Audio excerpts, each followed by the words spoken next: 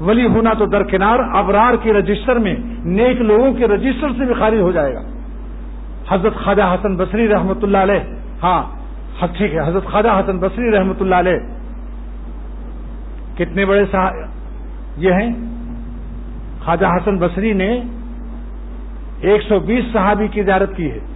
ادرا 120 صحابین، 120 صحابہ کی زیارت کرنے والا، اور جس کی ماں حضور صلی اللہ علیہ وسلم کے گھر میں ملازمت کرتی تھی، جو حضور کے گھر میں نوکرنی ہو، جس کی اماں، کیا درجہ ہوگا؟ ام سلمہ کے ہاں رضی اللہ تعالیٰ عنہا، جو ہماری ماں سرور عالم سے بیوی، ان کے ہاں یہ نوکرنی تھی، جھاڑو لگانا، صفائی کرنا۔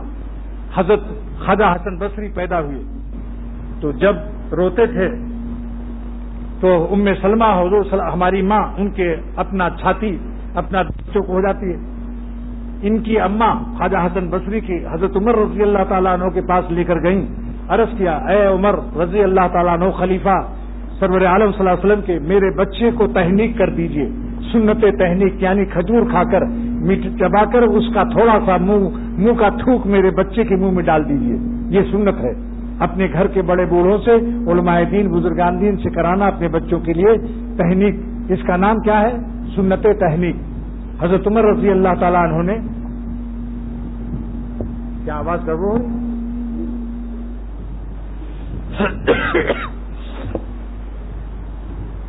حضرت عمر رضی اللہ تعالیٰ عنہ نے کھجور کھا کر اپنا تھوک کھجور والا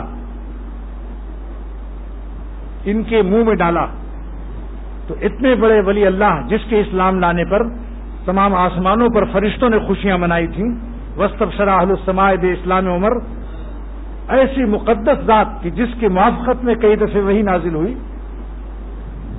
ایسے شخص کے بارے میں کہ انسان آبادی نبی لکان عمر، حضور فرماتے ہیں میرے بعد کوئی نبی ہوتا تو عمر رضی اللہ تعالیٰ عنہ ہوتے۔ بعضوں کو یہ خیال ہوا کہ جب اتنا درجہ تھا تو پہلا خلیفہ ان کو ہونا چاہیے۔ اس کا جواب یہ ہے کہ حضرت ابوبکر صدیق جو تھے ارحم امتی تھے، امت پر سب سے زیادہ رحم دل، تو جو رحم دل زیادہ ہوتا ہے اس کا درجہ زیادہ ہوتا ہے۔ نمبر دو وجہ یہ بتائی علماء نے کہ صدیق اکبر جو تھے وہ الگ نہیں تھے حضور صلی اللہ علیہ وسلم سے، اس لیے بادی کا لفظ لانا آپ نے گوارا نہیں فرمایا کہ میرے بعد وہ حضور صلی اللہ علیہ وسلم صدیق اکبر، صدیق آئین نبوت ہوتا ہے، صدیق آئین نبوت ہوتا ہے، لہذا بادی کے لفظ کی کو نہیں فرمایا آپ نے۔ تو ان کے لعاب دہن سے اتنے بڑے عالم محدث ہوئے وہ، اور دو دعا دی حضرت عمر رضی اللہ تعالیٰ عنہ نے، جو ابھی میں اپنے لیے آپ سب کے لیے مانگوں گا۔ حضرت عمر رضی اللہ تعالیٰ عنہ دو دعا دی، کس کو؟ خواجہ حسن بصری رحمۃ اللہ علیہ کو، اللہم فقہہ فی الدین، اے خدا اس کو دین کا علم عطا فرما، وحببہ الی الناس، اور اپنی مخلوق میں اس کو محبوب کر دے۔ یہ جملہ بتاتا ہے کہ انسان اپنی بیوی میں، ماں میں، باپ میں، دوستوں میں اور اپنے ماحول میں محبوب اگر نہ ہوا تو معلوم ہے بہت بڑی دعائے خلیفہ عمر سے محروم ہے شخص۔ محبوبیت بین الخلق، ربنا آتنا فی الدنیا حسنہ کی تفسیر ہے، جو آیت ہے کہ اے اللہ ہمیں دنیا میں بھی حسنہ دے، بھلائی، دیکھو دونوں بھلائی مطلوب ہے، اے اللہ ہمیں دنیا میں بھی حسنہ دے، آخرت میں بھی حسنہ دے۔ تو دنیا کی حسنہ میں سے کیا مراد ہے؟ آخرت کی حسنہ تو قیامت میں بے حساب مغفرت ہے اور جنت میں داخلہ ہے، اور دنیا کی حسنہ کیا ہے؟ نمبر 1 سنیے، نیک بیوی، نمبر 2 نیک اولاد، نمبر 3 علم دین، نمبر 4 رزق حلال، نمبر 5 صحبت صالحین، نمبر 6 مخلوق میں اس کی تعریف ہو کہ بہت اچھے آدمی ہے۔ سمجھ گئے آپ؟ تو جب مخلوق میں کسی کا ہر وقت تذکرہ ہو رہا ہو برائی سے تو سمجھ لو اس کے اخلاق خراب ہے، مگر آج متکبر انسان اس کو تسلیم نہیں کرتا، اسے ہم نہیں کسی کی پرواہ کرتے، ہم تو اللہ پر نظر رکھتے ہیں۔ اس سے بدتمیز اور متکبر انسان کوئی نہیں ہوگا۔ اللہ پر نظر ہے مگر مخلوق کو تو ستا رہے ہو، کسی کی اولاد کو ستا رہے ہو اور کہتے مجھے تو تمہارے ابا پر نظر ہے۔ اگر کوئی کسی کی اولاد کو ستا رہا ہو، کہتے مجھے تمہاری پرواہ نہیں، مجھے تمہارے ابا کو خوش کرنا ہے، تو بتاؤ کسی کا ابا اپنی اولاد کو ستانے والے سے خوش ہوگا؟ تو ربا بھی اپنی مخلوق کو ستانے والوں سے خوش نہیں ہوتا۔ جب ایک بدکار عورت کتے کو پانی پلا کر اس کو زندگی کا سبب بن کر جنت لے لیتی ہے، تو خواجہ حسن بصری رحمۃ اللہ علیہ اتنے بڑے شخص ہیں، ان کو اتنی پیاری دعا دی. آج ہم بھی یہ دعا مانگتے ہیں اپنے لیے، آپ سب کے لیے، اور جو عورتیں بیٹھی ہیں ان کے لیے. کیا دعا ہے وہ؟ اللہم فقہنا فی الدین، اے اللہ ہم سب کو علم دین عطا فرما اور دین کی سمجھ عطا فرما. خالی علم دین مراد نہیں ہے یہاں، ورنہ فرماتے علمنا، اللہم علمہ الدین، اللہ اس کو دین کی تعلیم علم دے دے. نہیں، فقہہ فی الدین، دین کی فہم، دین کی سمجھ عطا فرما. اللہم اب اس کو ہم اپنے لیے کیسے بنائیں گے؟ اللہم فقہنا فی الدین، اے اللہ ہمیں دین کی فقہ اور سمجھ عطا فرما. وحببنا الی الناس، اور ہم سب کو، جو حاضرین، جو گھر والے، عورتیں، ہم سب کو مخلوق میں اپنے محبوب کر دے. یعنی ہماری ذات سے کسی کو تکلیف نہ ہو، کسی ایک انسان کو ہماری ذات سے تکلیف نہ ہو، تب سمجھ لو وہ اللہ تعالیٰ کا پیارا بندہ بن گیا. مخلوق کو ستانے والا اللہ کا ولی نہیں ہو سکتا.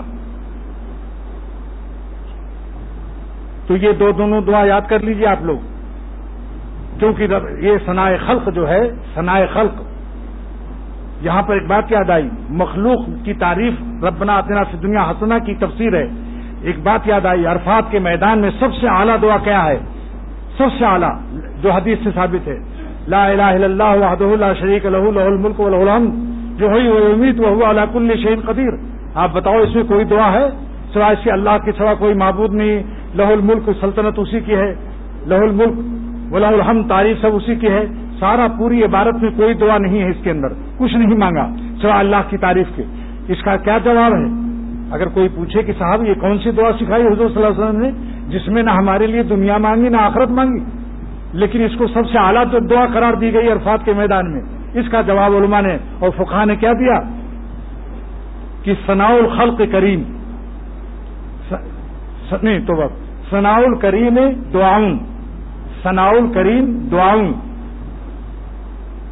ثناء الکریم دعاؤں. کریم کی تعریف کرنا، کسی کریم کی تعریف کرنا بھی دعا ہے. تو اللہ تعالیٰ کریم ہے، اسی تعریف میں ساری دعا شامل ہو گئی.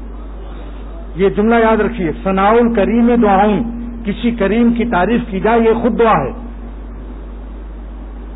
یہ خود دعا ہے.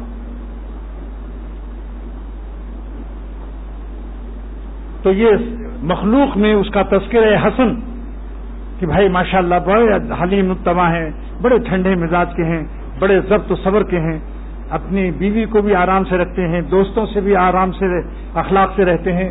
صاحب میں نے تو غصہ ان کے اوپر کبھی دیکھا ہی نہیں، الا یہ کہ شریعت کا کوئی معاملہ ہو. شریعت کے خلاف غصہ کرنا بھی ضروری ہے. تو کیا ہوگا یہ شخص؟ یہ ربنا آتنا فی الدنیا حسنہ کی تفسیر ہے. حضرت خواجہ حسن بصری رحمۃ اللہ علیہ کی یہ دونوں دعا اللہ تعالیٰ قبول فرما لیں تو آج کی مجلس حاصل ہو گئی. آج آپ کا آنا 16 آنا ہو گیا انشاءاللہ تعالیٰ. یہ دو دعا مانگ لو، اللہم فقہنا فی الدین، اے خدا ہم سب کو دین کی فقہ اور دین کی سمجھ عطا فرما. وحببنا الی الناس، اور ہمیں اپنی مخلوق میں محبوب کر دے. اب خواجہ حسن بصری کی ایک تفسیر سنیے. علامہ بدر الدین عینی رحمۃ اللہ علیہ شرح بخاری عمدۃ القاری، بخاری شریف کی شرح کا کیا نام؟ عین سے عمدۃ القاری. اس میں لکھتے ہیں کہ ابرار کون لوگ ہیں. ان الابرار لفی نعیم قرآن شریف میں نازل ہے، ان الابرار لفی نعیم، نیک بندے جنت میں جائیں گے. مگر ابرار کون لوگ ہیں؟ آج سن لیجئے، اب ابرار بننا ہے یا نہیں؟ جنت میں جانے کا شوق ہے یا نہیں؟ ان الابرار لفی نعیم، اللہ تعالیٰ فرماتے ہیں کہ نیک بندے جنت میں جائیں گے. وَإِنَّ الْفُجَّارَ لَفِي جَحِيمٍ، اور نافرمان جہنم میں جائیں گے. تو ہمیں ابرار بننا چاہیے یا نہیں؟ لیکن ابرار کون لوگ ہیں ذرا سن لو. خواجہ حسن بصری رحمۃ اللہ علیہ ابرار کی تفسیر کرتے ہیں. قال الحسن البصری فی تفسیر الابرار، خواجہ حسن بصری ابرار کی تفسیر کرتے ہیں کہ ابرار کون بندے ہیں نیک لوگ؟ الذین لا یؤذون الضر، جو چونٹی کو بھی تکلیف نہ دیں.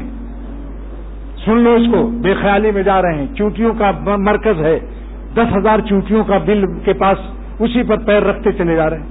سعدی شیرازی رحمۃ اللہ نے فرمایا جب کوئی چونٹی پر پیر رکھتا ہے تو جیسے انسان پر ہاتھی پیر رکھ دے، اگر کسی انسان پر ہاتھی پیر رکھ دے تو جو حال اس کا ہوتا ہے جب انسان بے خیالی